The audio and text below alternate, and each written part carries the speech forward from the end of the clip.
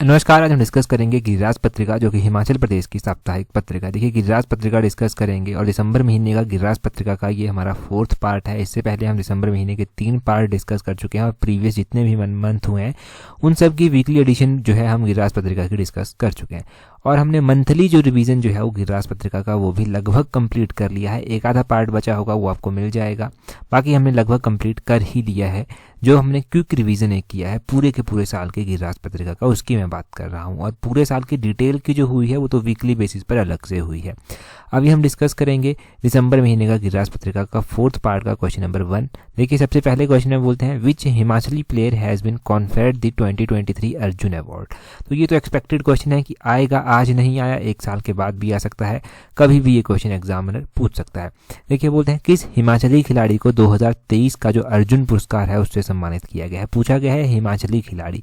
अगर हिमाचल से हम बात करते हैं ना कि किस खिलाड़ी को अर्जुन पुरस्कार 2023 के लिए दिया गया है, तो ये दिया गया है रितु नेगी को। ऑप्शन सी जो है वो सही आंसर है। पहले हम वैसे मैं बता चुका हूँ आपको, क्वेश्चन डिस्कस नहीं हुआ था, परंतु मैं बताया था मैंने आपको पीजीटी की सीरीज में कि रितु नेगी को जो है, रितु नेगी जो कि सिरमौर जिले से संबंध रखती हैं, इनको जो है ये अवार्ड मिला है अर्जुन पुरस्कार, और 2023 के लिए जो है उनको सम्मानित किया गया है। एक और बात आपने ध्यान रखनी है कि एशियाई खेलों में जो कबड्डी टीम हुई थी ना, सिलेक्ट वुमेन कबड्डी टीम, उसकी जो था ये कैप्टन थी।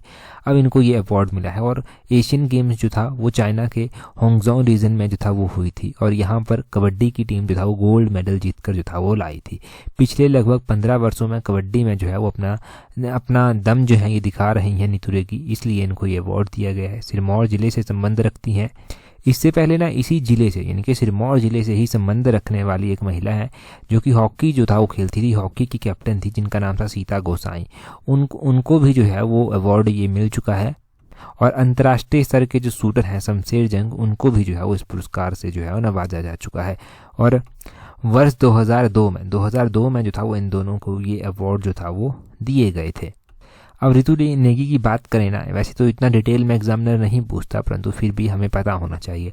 2007 में उत्तराखंड के हरिद्वार में एक नेशनल चैंपियनशिप हुई थी, यहाँ पर इन्होंने पहली बार हिस्सा लिया था। 2011 में मलेशिया में 3rd junior Asian kabaddi championship थी, उसमें जो था वो इन्होंने अंडर 20 में जो था वो हिस्सा लिया था। 2018 में फिर ये 8वीं एशियन खेलों में जो था वो भाग लिया था इन्होंने। 2019 में नेपाल में साउथ एशियन खेल जो था वो हुए थे, वहाँ पर स्वर्ण पदक जीत कर ये लाई थी अपनी टीम के लिए। और 2023 में फिर इनको कप्तानी मिलती है आकर टीम की। 2023 में इनको कप्तानी मिलती है तो चीन में जो है वो टीम ने देश के लिए जो था वो स्वर्ण पदक जो था वो जीता। और अभी ये जो अवार्ड है ना ये दिया गया है इनको 2024 में जनवरी 9 जो है वो डिसाइड की गई है डेट, जिस दिन ये खेल रत्न अवार्ड जो है वो दिए जाएंगे। अर्जुन अवार्ड भी इनमें इंक्लूड है, ये जो है वो उनको दे दिया जाएगा। अब अर्जुन अवार्ड के बारे में मैंने आपको बताया था कि अर्जुन अवार्ड के लिए जो है वो जो मुख्य रूप से नामित किया गया है वो मोहम्मद शमी, जो क्रिकेट से संबंध रखते हैं, उनको जो है वो किया गया है। रितु नेगी हमारे हिमाचल से हैं, तो इसलिए इनका नाम हमने पढ़ा था कि हाईएस्ट जो अवार्ड होता है ना खेलों की कैटेगरी में, वो होता है मेजर ध्यानचंद खेल रत्न अवार्ड। ये इस वर्ष जो था वो 2 खिलाड़ियों को दिया गया। ये 2 खिलाड़ी जो हैं वो बैडमिंटन के प्लेयर हैं। एक का नाम है चिराग चंद्रशेखर सेठी और एक का नाम है रंकी रेड्डी सात्विक साईराज। और अर्जुन अवार्ड इस साल 26 लोगों को जो है वो दिया गया है। ये आपने इंपॉर्टेंट बातें अब नोट करनी है, ये गलत नहीं होनी चाहिए किसी भी हाल में। अगला क्वेश्चन भी इंपॉर्टेंट है। बोलते हैं recently who has been appointed as deputy speaker of Himachal Pradesh legislative assembly. ये बात की जा रही है हिमाचल प्रदेश विधानसभा के जो उपाध्यक्ष बने हैं, डेप्यूटी स्पीकर जो है वो बने हैं हिमाचल प्रदेश विधानसभा के, वो कौन बने हैं। देखो, स्पीकर की अगर हम बात करते हैं और डेप्यूटी स्पीकर की बात करते हैं तो डेप्यूटी स्पीकर अभी बने हैं, इससे पहले नहीं थे। मतलब जब से सरकार बनी है 1 साल हो गया सरकार को बने हुए, डेप्यूटी स्पीकर नहीं थे। विनय कुमार अभी जो है वो बने हैं। ऑप्शन बी सही आंसर। अगर हम स्पीकर की बात करते हैं तो कुलदीप सिंह पठानिया जो है वो प्रेजेंट टाइम में स्पीकर हैं, ये आपने ध्यान रखना है। इससे पहले बीजेपी की सरकार थी, तो बीजेपी की सरकार में विपिन सिंह परमार जो था वो स्पीकर जो था वो बनाए गए थे। और अगर हम इनके बारे में जाने विनय कुमार के बारे में कि ये कौन सी कॉन्स्टिट्यूएंसी जिससे जो है वो संबंध रखते हैं, क्योंकि ये एमएलए हैं तो किसी ना किसी कॉन्स्टिट्यूएंसी से जुड़े होंगे, तो ये आपने इनके बारे में ध्यान रखना है कि ये संबंध रखते हैं डिस्ट्रिक्ट सिरमौर से, और डिस्ट्रिक्ट सिरमौर की रेणुका कॉन्स्टिट्यूएंसी से जो है ये संबंध रखते हैं, वहाँ से जो है ये जीत कर आए हैं। अभी इनको डेप्यूटी स्पीकर जो है वो बना दिया गया है। कितनी बार इससे पहले ये जीत चुके हैं, तो इससे पहले 2 बार जीत चुके हैं, मतलब ये तीसरी बार विधानसभा जो है वो अभी पहुंचे हैं आकर, और कांग्रेस पार्टी से संबंध रखते हैं। अगर हम बात करते हैं कि हिमाचल प्रदेश के पहले डेप्यूटी स्पीकर जो था वो कौन बने थे और कौन से ईयर में जो था वो डेप्यूटी स्पीकर जो था वो बने थे, तो पहली बार जो हिमाचल प्रदेश विधानसभा के उपाध्यक्ष बने थे वो श्री कृष्ण चंद्र जो था वो बने थे। श्री कृष्ण चंद्र जो था वो हिमाचल विधानसभा के उपाध्यक्ष जो था वो बने थे 1952 में बने थे। 1956 तक जो था ये रहे थे। उसके बाद श्री विद्याधर को जो है 1956 में बनाया जाता है और 1962 तक जो है ये रहते हैं। तो ये आपने ध्यान रखना है कि ये पहले जो था वो उपाध्यक्ष है श्री कृष्ण चंद्र, और पहले अध्यक्ष कौन थे, तो पहले अध्यक्ष यानी कि पहले स्पीकर थे श्री जयवंत राम। 1952 में बने थे और 1956 तक जो था वो रहे थे। पहली महिला स्पीकर कौन थी हिमाचल प्रदेश विधानसभा की, पहली महिला स्पीकर जो था वो उनका आपने ध्यान रखना है कि विद्या स्टोक्स जो था वो पहली महिला स्पीकर थी, ये भी नोट करें। तो हमने स्पीकर के बारे में जाना, डेप्यूटी स्पीकर के बारे में जाना, ये इंपॉर्टेंट है। इंडिया के लेवल पर बात करें तो इंडिया के लेवल पर आपको स्पीकर ध्यान रखने हैं कि स्पीकर कौन है इंडिया के लेवल पर। Speaker of Lok Sabha, speaker of Lok Sabha की अगर हम बात करते हैं तो वो है ओम बिरला, उनका नाम आपने ध्यान रखना है। और सेंटर लेवल पर अगर बात की जाए डेप्यूटी स्पीकर की पोस्ट की, तो डेप्यूटी स्पीकर की पोस्ट वहाँ पर खाली है, उस पोस्ट को अभी नहीं भरा गया है, वेकेंट है वो पोस्ट। जैसे कि लोकसभा को जो है वो लोकसभा का कार्रवाई देखते हैं स्पीकर, वैसे ही ना राज्यसभा की कार्रवाई देखी जाती है वाइस प्रेसिडेंट के द्वारा। तो वाइस प्रेसिडेंट का नाम तो याद ही होगा आपको। अगला क्वेश्चन देखते हैं अभी हमारे पास क्या पूछा गया है। नेक्स्ट क्वेश्चन, यहाँ से तो डिटेल में हो गया डिस्कशन। अगले क्वेश्चन में बोलते हैं what is Himachal Pradesh rank in crime and criminal network, CCTNS बोला गया इसको, परफॉर्मेंस इन हिली and north eastern states for the year 2023। तो बोलते हैं कि अभी हाल ही में जो है वो एक 2023 के लिए जो पहाड़ी और उत्तर पूर्वी राज्यों के लिए जो हमारे हिली एरियाज़ हैं और नॉर्थ ईस्ट के जो क्षेत्र हैं उनके लिए जो है वो एक इंडेक्स निकाला गया है, या फिर एक crime and criminal network tracking system जो मिनिस्ट्री ऑफ होम अफेयर्स जो है वो जारी करती है वो निकाला गया है। इसमें हिमाचल का कौन सा रैंक रहा है, इसमें हिमाचल का जो है वो पहला रैंक रहा है, ऑप्शन ए जो है वो सही आंसर है। और हिमाचल जो है वो चौथी बार पहले रैंक पर जो है वो आकर पहुंच गया है। यहाँ से वही पता चलता है कि हिमाचल की पुलिस अच्छा काम कर रही है, उन्हीं सब बातों को लेकर है ये, और अब अपने गोल्स को जो है वो अच्छे से अचीव जो है वो कर रही है। हालांकि वो अलग बात है कि अभी हिमाचल में आपको एक बहुत बड़ी हलचल देखने को मिली। हिमाचल प्रदेश के हाई कोर्ट ने कहा कि हिमाचल के जो डीजीपी हैं और हिमाचल के डिस्ट्रिक्ट कांगड़ा जो कि सबसे बड़ा district in term of area Himachal का है, सबसे बड़ा district in term of population जो है जो कि डिस्ट्रिक्ट कांगड़ा है, और वहाँ की जो एसपी है ना उनको जो है वो अपनी पोस्ट से अभी हटा दिया जाए, किसी और पोस्ट पर जो है वो उनको लगाया जाए। ये जो है वो हाई कोर्ट ने कहा किसी केस को लेकर सुनवाई में।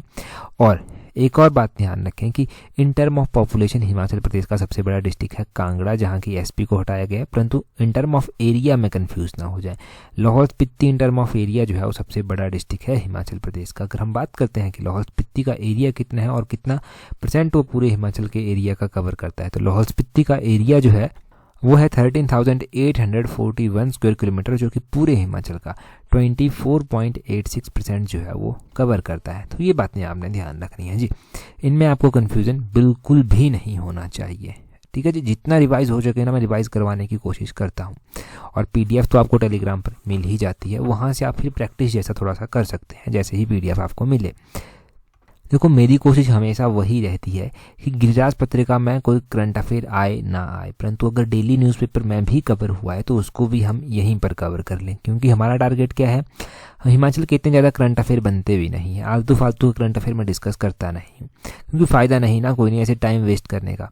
तो जो इंपॉर्टेंट चीज़ें बनती हैं ना उनको यहीं पर कवर करने की पूरी कोशिश होती है, और डेफिनेटली कवर होते भी हैं क्वेश्चंस।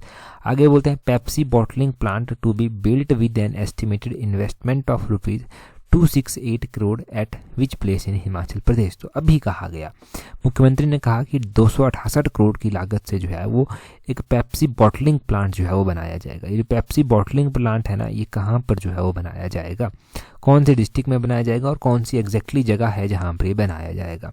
तो इसको हिंदी में तो इसको कह दिया गया शीतल पेयजल बॉटलिंग संयंत्र। शीतल पेयजल बॉटलिंग संयंत्र जो है वो कंदरौरी में बनेगा, कंदरौरी में बनेगा, ऑप्शन बी सही आंसर है। कि कंदरौरी पड़ता कहाँ पर है, ये कंदरौरी डिस्ट्रिक्ट कांगड़ा में जो है वो पड़ता है, डिस्ट्रिक्ट कांगड़ा की इंदौरा विधानसभा में जो है ये आता है, और 268 करोड़ रुपए की जो लागत है ना वो इसके ऊपर आने वाली है और इसकी आधारशिला जो है वो अभी रखी गई है।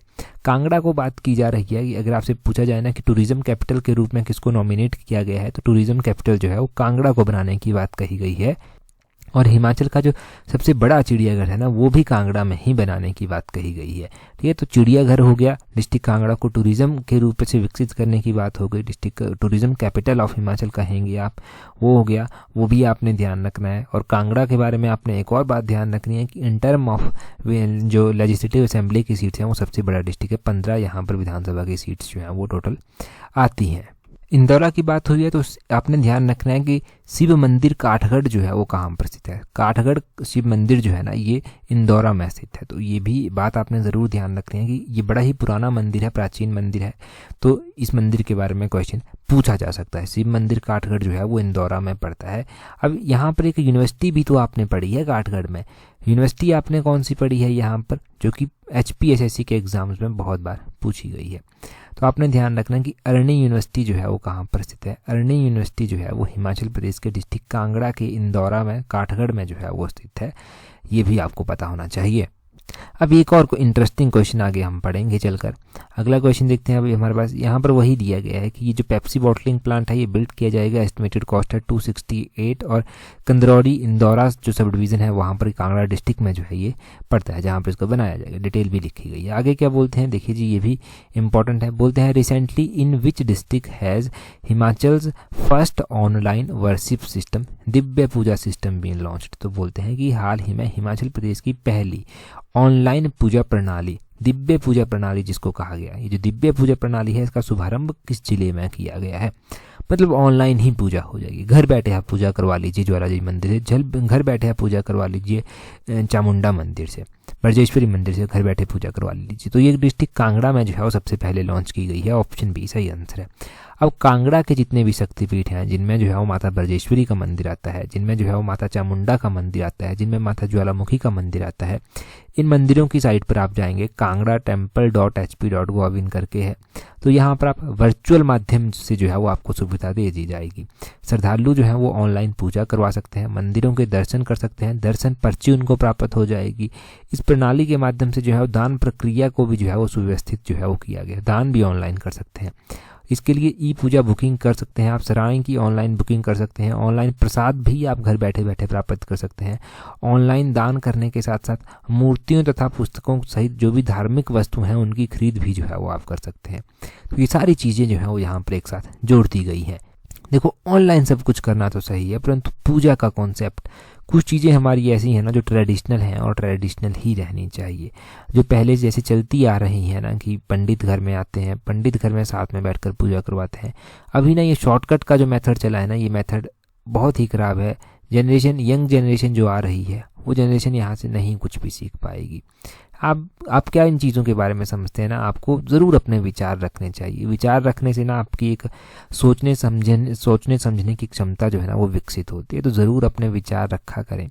किसी का हम क्रिटिसाइज़ नहीं कर रहे हैं, किसी को भला बुरा नहीं कह रहे हैं, बस हम अपने विचार रख रहे हैं ताकि एक अच्छी पर्सनैलिटी जो है वो ऊपर कर आए। वही करना चाहिए आपको, और उस चीज़ में ना कभी हेजिटेट करना भी नहीं चाहिए। अगर ना आप बड़े साफ मन के साथ अपने विचार रखते हैं ना तो डेफिनेटली बड़े ही पॉजिटिव रिजल्ट आपको देखने को मिलते हैं। ठीक है जी। और एक और क्वेश्चन यहाँ पर आया था ना जो मैंने कवर नहीं किया क्योंकि क्वेश्चन बन ही नहीं रहा था कैसे भी करके, है ना। हिमाचल को ना सर्वश्रेष्ठ बागवानी राज्य जो है वो घोषित किया गया है। तो 14वें नंबर की एग्रीकल्चर लीडरशिप कॉन्क्लेव हुई 2023 की, जो नई दिल्ली में जो था वो हुई। यहाँ पर जो कृषि कल्याण मंत्री हैं श्री अर्जुन मुंडा, उन्होंने जो है वो हिमाचल को एग्रीकल्चर का जो ये बागवानी का जो है पूरे देश भर में ना सर्वश्रेष्ठ बागवानी राज्य पुरस्कार से जो है वो सम्मानित किया है। तो यहाँ पर पूछा जाए कुछ तो वो ध्यान रखना, चाहे वो 14वें नंबर की agriculture leadership conclave new Delhi में हुई 2023 की, एग्रीकल्चर मिनिस्टर जो है वो श्री अर्जुन मुंडा हैं, उनके बारे में ध्यान रखना है। आपने ध्यान रखना है कि हिमाचल को पूरे देश भर में सर्वश्रेष्ठ बागवानी राज्य पुरस्कार से जो है वो सम्मानित किया गया है। अब यहाँ से क्वेश्चन किस तरह से एग्जामिनर बना सकता है वो तो नहीं पता, परंतु बनाएगा तो आपका क्वेश्चन सही ही होगा, आप डेफिनेटली सही करेंगे। अगला क्वेश्चन देखें, मोस्ट इंपॉर्टेंट है, नई टर्म आप सीखेंगे। यहाँ से बोलते हैं aeroponics is the technique of growing plants without, तो बोलते हैं एरोपोनिक्स जो है वो एक टेक्निक है जिसमें पौधे को उगाया जाता है। किस तकनीकी से उगाया जाता है? देखो, एरोपोनिक्स एक ऐसी टेक्निक है ना, इसमें पौधे को उगाया जाता है, बिना मिट्टी से पौधे को उगा दिया जाता है। ठीक है जी, ऑप्शन बी जो है वो सही आंसर है, ये आपने ध्यान रखना है, बिना मिट्टी से जो है वो पौधे को उगा दिया जाता है। अब कहीं कि गिरिराज पत्रिका में क्वेश्चन कैसे आ गया? देखो, बिना मिट्टी के ना सोलन के एक युवक ने जो है वो केसर का पौधा जो है वो उगाया है। एरोपोनिक्स फार्मिंग खेती एक ऐसी तकनीक है जहाँ पर मिट्टी के बिना हवा में पौधे को जो है वो उगाया जाता है। इस विधि के तहत जो है वो जो जड़ें होती हैं ना, जो रूट्स होती हैं, वो लटकती होती हैं और लटकती हुई जड़ों के माध्यम से जो है पौधों का पोषण जो है वो किया जाता है। और एरोपोनिक्स तकनीक के पोषक तत्वों को जो है वो धुंध के रूप में जो है वो जड़ों से स्प्रे करा जाता है। मतलब हवा में होती हैं जड़ें, मिट्टी में नहीं होती हैं, वैसे ही प्लांट जो है वो ग्रो करता है। जो वहाँ का धुंध टाइप में वहाँ का क्लाइमेट जो बनाया गया होता है ना, वही उसको पौधे को ना फर्टिलिटी प्रोवाइड करवाता है, वहीं से पौधे की ग्रोथ जो है वो होती है। तो देखो, आपने एक बड़ी ही अच्छी और बड़ी ही नई टर्म आपने सीखी, एरोपोनिक्स। एरोपोनिक्स जो है वो एक तरह से सॉइल फ्री फार्मिंग है, इसमें ना मिट्टी की ज़रूरत नहीं पड़ती। तो इसके बारे में आप और भी ज़्यादा डिटेल में बहुत कुछ पढ़ सकते हैं। बेसिक फैक्ट तो आपको पता चल गया ना, प्लांट कैसे उगाया जाएगा, हवा में उगाया जाएगा, मिट्टी नहीं होगी। अब बहुत कुछ आप इसके बारे में जान सकते हैं, इसके ऊपर तो पूरी किताबें भी हो सकती हैं वैसे तो जानने के लिए। तो इंटरेस्टिंग फैक्ट था एक, मुझे तो बड़ा इंटरेस्टिंग लगा। आपको कैसा लगा ज़रूर कमेंट करके बताना। यहाँ पर वही सब लिखा गया है इस टेक्निक के बारे में ही। अगला क्वेश्चन देखते हैं हमारे पास क्या पूछा गया है। बोलते हैं Hari Devi temple is situated in which district of Himachal Pradesh. ये जो हरि देवी टेम्पल है ना, ये कौन से जिले में स्थित है? इस टेम्पल के बारे में गिरिराज पत्रिका में एक आर्टिकल जो था वो आया था। तो इस आर्टिकल के माध्यम से ही जो है हम जानेंगे कि ये मंदिर जो है वो क्यों चर्चा में आया और क्या इस मंदिर के बारे में है। हरिदेवी मंदिर जो है ना, ये मंदिर जो है वो डिस्ट्रिक्ट बिलासपुर में स्थित है। ऑप्शन सी जो है वो सही आंसर है, डिस्ट्रिक्ट बिलासपुर में स्थित है। घुमारवीं जो डिस्ट्रिक्ट बिलासपुर में उपमंडल पड़ता है, वहाँ से थोड़ी ही दूरी पर जो है ये स्थित है। और ध्यान रखना है कि घुमारवीं के जो विधायक हैं अभी मंत्री के रूप में जो है वो उनको चुना गया है, मंत्री के रूप में उन्होंने शपथ जो है वो ली है। हरिदेवी मंदिर आपने बिलासपुर का जो है वो ध्यान रखना है कि बिलासपुर में घुमारवीं से 17 किलोमीटर दूर और डंगार के समीप जो है ये स्थित है। डंगार को जगह का नाम है बिलासपुर में, हम घुमारवीं से कुछ दूरी पर, वहाँ पर जो है ये स्थित है। और यहाँ पर ना आप अलग अलग मंदिर ध्यान रख सकते हैं। यहाँ पर तो आर्टिकल में बहुत कुछ लिखा गया था कि निसंतान महिलाएं जो होती हैं उनकी गोद भराई होती है तो माता हरिदेवी की कृपा से होती है। हरिदेवी माता के क्षेत्र में ना बहुत मतलब जो क्षेत्र है ना सराउंडिंग के, तो बहुत सारे लोगों की कुल देवी जो है वो हरि माता है, हरिदेवी माता है। नवविवाहित जोड़े यहाँ पर पूजा करने के लिए आते हैं। नई फसल जब आती है तो लोग यहाँ पर नसरावा चढ़ाने के लिए आते हैं। नवरात्रों में काफ़ी संख्या में लोग जो है मंदिरों में पहुँचते हैं। और देखो, इसके पीछे की कहानी भी जान लीजिए। बिलासपुर रियासत के साथ जो है वो जुड़ी हुई है। बिलासपुर रियासत के राजा थे राजा देवीचंद। देवीचंद की जो रानी थी उनका नाम था नागरदेई। नागरदेई के कोई भी संतान नहीं थी, परंतु वो बड़ी ही धार्मिक प्रवृत्ति की थी। वो बहुत ही ज़्यादा धर्म कर्म में विश्वास करती थी। उन्होंने बहुत सारे रास्तों के निर्माण करवाए, बहुत सारे पानी के नए नए स्रोत बावड़ियों का निर्माण करवा दिया। उन्होंने बहुत सारे कुएं खुदवाए और उन्होंने बहुत सारे लोगों की मदद जो था वो की। साधु संतों को बहुत ज़्यादा मानती थी। उन्होंने जो है वो बहुत सारे नीम हकीमों की शरण जो था वो ली थी, परंतु फिर भी जो है वो नागरदेई को जो था वो संतान प्राप्ति नहीं हुई। अब एक दिन ऐसा हुआ कि नागरदेई ने जो है वो अपने पति से, यानी कि वहाँ के बिलासपुर के जो राजा थे जिनका नाम था देवीचंद, उनसे जो है वो तीर्थ यात्रा पर जाने की इच्छा जो था वो जाहिर की। राजा ने पूरा इंतजाम इसका किया। रानी तीर्थ यात्रा के लिए चली गई। जब वापस जो वहाँ से आ रही थी ना, तो डंगार के समीप जो था वो जो उनका काफिला आ रहा था उसको जो था वो वहाँ पर आते आते अंधेरा हो गया। तो थक भी काफ़ी गए थे वो लोग, तो उन्होंने डिसाइड किया कि रात को जो है वो वहीं पर जो है वो रुक जाएंगे। तो वहीं पर जो था वो रात को रुक गए। जो डंगार नामक स्थान है वहीं पर रुक गए। अब वहाँ पर रात को रानी को सपना होता है कि जो सामने वाली पहाड़ी है, अगर इस पहाड़ी के ऊपर एक मेरा मंदिर बनवाएगी तो रानी को जो है वो संतान की प्राप्ति जो है वो हो जाएगी। तो सुबह उठते ही जो है वो पहाड़ी की ओर चल दिए और वहाँ पर जो है वो माता का एक छोटा सा मंदिर का निर्माण करवाया। और माता, जैसा माता नैना देवी के मंदिर में मूर्ति है, वैसी ही मूर्ति जो है वो यहाँ पर भी स्थापित जो था वो उनके द्वारा करवाई गई। और उसके बाद वो घर आ गई। जब महल आकर पहुंची तो उनको विश्वास था कि अब वो जो है वो गर्भवती हो जाएंगी, और 2 महीने के बाद वो गर्भवती जो था वो हो गई थी।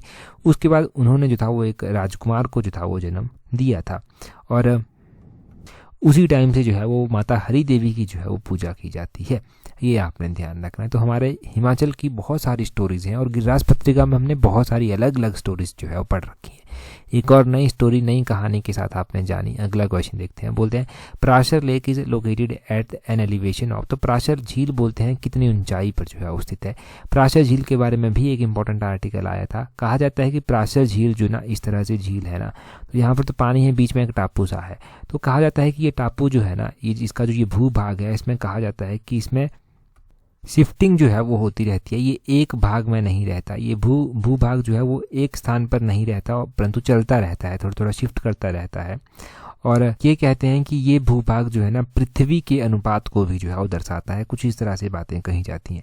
परंतु यहाँ से क्वेश्चन डिस्कस करेंगे जो हम, वो ये करेंगे कि ये पराशर लेक जो है वो कितने एलिवेशन, कितनी ऊंचाई पर स्थित है, कहाँ पर ये स्थित है, पूरी बात जानते हैं। ये मंडी डिस्ट्रिक्ट में जो है वो स्थित है, ये आपने ध्यान रखना है। मंडी डिस्ट्रिक्ट में पराशर झील स्थित है और इसका जो एल्टीट्यूड है ना वो है 2730 मीटर। ऑप्शन ए जो है वो सही आंसर है। अगर फीट में आपसे पूछा जाता है तो आपने ध्यान रखना है लगभग 8960 फीट, 9000 फीट के करीब करीब आप मान लीजिए इसका जो है वो एलिवेशन है, इसकी जो है वो हाइट है। पराशर लेक के बारे में ये ज़रूर ध्यान रखें कि फ्रेश वाटर लेक है और इसका एल्टीट्यूड जो है वो 2730 मीटर और इन टर्म ऑफ अगर हम बात करते हैं फीट में तो 8960 फीट जो है वो इसका एल्टीट्यूड जो है वो आता है, जो कि बहुत ज़्यादा इंपॉर्टेंट हो गया। अगर हम बात करते हैं मंडी ज़िले में जो इंपॉर्टेंट लेक्स हैं उनके बारे में, तो मंडी झील में ना बहुत सारी इंपॉर्टेंट लेक्स हैं जिनके बारे में ना क्वेश्चन पूछ लिया जाता है एग्जाम में। एक तो पराशर झील है, पराशर झील के अलावा रिवाल्सर झील जो है वो मंडी में जो है वो आती है। रिवाल्सर झील यहाँ पर आती है, तो ये झील भी जो है वो इम्पोर्टेंट है, रिवाल्सर झील। और रिवाल्सर झील का एल्टीट्यूड भी आपने जो है वो ध्यान रखना है कि कितनी ऊंचाई पर जो है ये रिवाल्सर झील जो है वो स्थित है। तो ये झील लगभग 1360 मीटर एल्टीट्यूड पर स्थित है। मतलब इन टर्म ऑफ फीट बात करें तो 4460 फीट जो है वो रिवाल्सर झील का एल्टीट्यूड है। कुंतभ्यूग झील मंडी में पड़ती है। कलाशर झील जो है वो मंडी में पड़ती है। सुखसार झील है वो मंडी में पड़ती है। पंडोह झील जो है वो मंडी में पड़ती है। तो इन इंपॉर्टेंट लेक्स के बारे में आपने ध्यान रखना है कि ये इंपॉर्टेंट लेक्स जो है वो मंडी में जो है वो पड़ती हैं। और इन सभी लेक्स के बारे में आपको पता चल गया। और दो इंपॉर्टेंट लेक्स का आपने एल्टीट्यूड जान लिया, एक का 9000 और एक का 4460 फीट, 9000 फीट और एक का 4460 फीट। अभी हम कुछ वन लाइन क्वेश्चन देख लेते हैं। वन लाइन क्वेश्चन में सबसे पहला ही क्वेश्चन है हमारे पास कि स्वतंत्र भारत के पहले जो वित्त मंत्री बने थे, फाइनेंस मिनिस्टर जो बने थे, उनका क्या नाम था। देखो, स्वतंत्र भारत के फर्स्ट फाइनेंस मिनिस्टर जो बने थे उनका नाम था आर.के. शनमुखम चेट्टी। इनका नाम आपने ध्यान रखना है। ये जो था वो स्वतंत्र भारत के पहले वित्त मंत्री, फाइनेंस मिनिस्टर जो था वो थे। दूसरी ओर आपने क्वेश्चन ध्यान रखना है कि स्वतंत्र भारत के पहले एजुकेशन मिनिस्टर कौन थे, वो थे मौलाना अबुल कलाम आज़ाद। उनका नाम भी इंपॉर्टेंट है। पहले लॉ मिनिस्टर कौन थे, वो थे B.R. अम्बेडकर। और पहले रेलवे मिनिस्टर कौन थे, वो थे जॉन मेथाई। उनका नाम भी ध्यान रखना है। और आपको पहले प्राइम मिनिस्टर का नाम तो पता ही होगा, वो है जवाहरलाल नेहरू जी का नाम। उनका नाम आपने ध्यान रखना है। ये जो था वो फ्री इंडिया के जो है वो पहले प्राइम मिनिस्टर थे। इनके पास जो था वो एक्सटर्नल अफेयर मिनिस्ट्री भी हुआ करती थी, साइंटिफिक एंड रिसर्च मिनिस्ट्री भी इनके पास हुआ करती थी उस टाइम। तो ये इंपॉर्टेंट मिनिस्टर्स आपने ध्यान रखने हैं जिन्होंने अलग अलग पोर्टफोलियो अपने हाथ में रखे थे। आगे बोलते हैं भारत में कार्यपालिका का अध्यक्ष कौन होता है। जो कार्यपालिका होती है यहाँ पर उसके अध्यक्ष जो हैं वो राष्ट्रपति होते हैं। तो राष्ट्रपति आपने ध्यान रखना है कि राष्ट्रपति इसके अध्यक्ष होते हैं। भारत के संविधान का कौन सा अनुच्छेद है जो प्रेस की स्वतंत्रता से संबंधित है, फ्रीडम ऑफ प्रेस की जो बात करता है। तो आर्टिकल 19(1)(a) ये आपने ध्यान रखना है। आर्टिकल 19 एग्जैक्टली 1A जो है वो ध्यान रखना है। ये फ्रीडम ऑफ प्रेस की बात करता है। अगर आर्टिकल 17, 18, 19, 20 ऐसे ऑप्शन में दिया हुआ तब तो आप सीधा ही आर्टिकल 19 करेंगे, परंतु अगर आर्टिकल 1A इस तरह से दिया होगा तो यही सही ऑप्शन जो है वो आपका होना चाहिए। पहला विंबलडन टेनिस टूर्नामेंट जो है वो कब हुआ था, ये पूछा गया है। तो ये 1877 में जो था वो पहला विंबलडन टेनिस टूर्नामेंट जो था वो हुआ था। तो ये भी ध्यान रखें। अगला क्वेश्चन देखें जी, बोलते हैं भारत में कौन से राज्य में अधिकतम सिल्क सूत उत्पादित होता है। तो अधिकतम सिल्क सूत जो है वो कर्नाटक में उत्पादित होता है। कर्नाटक इसका सही आंसर जो है वो हो जाएगा। कर्नाटक में ये उत्पादित होता है। अगला क्वेश्चन देखें जी, बोलते हैं नेक्स्ट क्वेश्चन में बोलते हैं Pekhubela solar energy project will be established in which district of Himachal Pradesh. देखो, पीजीटी पेपर 1 की अगर आपको टेस्ट सीरीज प्रैक्टिस करनी है ना तो उसका लिंक नीचे डिस्क्रिप्शन बॉक्स कमेंट बॉक्स में दिया गया है। पीजीटी पेपर 1 में आपको पता है नेगेटिव मार्किंग होगी और नेगेटिव मार्किंग से डील करने का बहुत अच्छा मेथड है कि आप प्रैक्टिस कीजिए। और प्रैक्टिस करने के लिए ये टेस्ट सीरीज़ है। जैसे कि कंडक्टर का जो एग्ज़ाम हुआ था ना, वहाँ पर बहुत सारे क्वेश्चन पूछे गए थे टेस्ट सीरीज से। वैसे ही ना पीजीटी में भी बहुत ज़्यादा हेल्प आपको मिलने वाली है। बहुत सारे लोग जुड़ चुके हैं, अगर अभी तक आप नहीं जुड़े हैं तो आप भी जुड़ जाइए। नीचे डिस्क्रिप्शन बॉक्स, कमेंट बॉक्स में लिंक दिए गए हैं पीजीटी और एलाइड सर्विसेज दोनों टेस्ट सीरीज़ के, तो आप दोनों को ज्वाइन कर सकते हैं। क्वेश्चन में बोला गया है कि पेखुवेला सौर ऊर्जा परियोजना हिमाचल के किस जिले में स्थापित की जाएगी। 4 ऑप्शंस आपके पास दिए गए हैं, आपको कमेंट करके जो है वो आंसर बताना है। लास्ट एडिशन में हमने डिटेल से इस परियोजना के बारे में डिस्कस किया था, तो कमेंट करके जल्दी से बता दीजिए कि कौन सी जिले में जो है ये स्थापित की जाएगी। और टेस्ट सीरीज़ अगर ज्वाइन करनी है तो अभी बहुत अच्छा टाइम है। आपको पता है मैथमेटिक्स की जो है वो रिजेक्शन लिस्ट आ चुकी है और बहुत जल्दी पेपर हो जाएगा पीजीटी का। तो इस अपॉर्चुनिटी को हाथ से जाने ना दें। आप पता नहीं इसके बाद 5 सालों के बाद ये अपॉर्चुनिटी मिलेगी, 6 सालों के बाद, या फिर कब मिलेगी जाकर। तो इस बार अच्छा मौका है, जी जान लगाकर मेहनत कीजिए। हम भी जी जान लगाकर मेहनत कर रहे हैं और पीजीटी टेस्ट सीरीज से बहुत ज़्यादा हेल्प आपको मिलेगी। ज्वाइन कर लेना। टेलीग्राम पर ज्वाइन नहीं किया है तो वहाँ पर ज्वाइन करने के लिए अपने टेलीग्राम से @allexam31 करके सर्च करना, टेलीग्राम चैनल मिल जाएगा। यहाँ पर हर एक इंपॉर्टेंट पीडीएफ जो एग्जाम में आपकी हेल्प करती है, हर एक इंपॉर्टेंट इन्फॉर्मेशन, वो सब आपको यहाँ पर दे दी जाता है। That's all for today. Thank you very much for watching and listening it very patiently.